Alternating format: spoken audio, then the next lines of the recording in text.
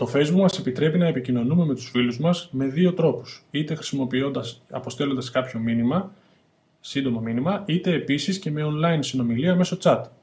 Για να στείλουμε ένα νέο μήνυμα σε κάποιον από τους φίλους μας, στην αρχική μας σελίδα πηγαίνουμε αριστερά στην επιλογή Μηνύματα και αυτό είναι το γραμματοκιβώτιο μέσα στο οποίο εμείς βλέπουμε όλα τα εισερχόμενα μηνύματά μας. Αν κάποιο μήνυμα δεν το έχουμε διαβάσει, τότε εμφανίζεται μέσα σε ένα πιο σκούρο πλαίσιο και με ένα μπλε κυκλάκι στα αριστερά του.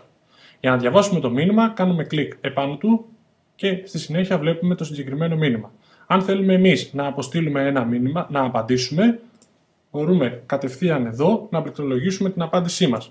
Εάν θέλουμε να δημιουργήσουμε ένα νέο μήνυμα σε κάποιον φίλο μας, πάνω δεξιά επιλέγουμε νέο μήνυμα, επιλέγουμε τον φίλο,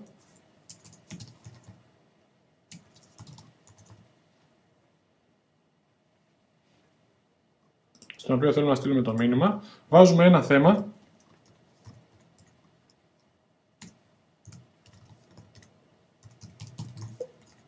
και στη συνέχεια συμπληρώνουμε στο κυρίως μέρος το μήνυμά μας.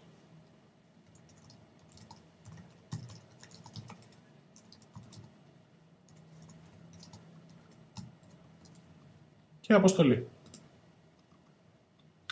Επίσης, εάν θέλουμε να επικοινωνήσουμε εμείς με τον συγκεκριμένο φίλο μας ή και με κάποιον άλλον μέσω του chat, κάτω δεξιά είναι το πλαίσιο της συνομιλίας. Αφού το ανοίξουμε, βλέπουμε πόσοι και ποιοι φίλοι μας είναι αυτή τη στιγμή διαθέσιμοι online. Επιλέγουμε λοιπόν αυτό με τον οποίο θέλουμε να επικοινωνήσουμε και πληκτρολογούμε ένα κειμενάκι.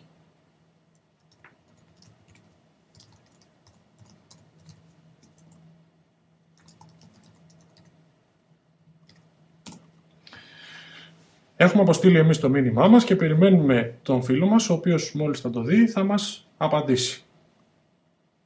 Ήδη εμφανίζεται αυτό εδώ το συννεφάκι που σημαίνει ότι ο άλλος πληκτρολογεί και με αυτόν τον τρόπο έχουμε επικοινωνία μέσω chat με κάποιον φίλο μας.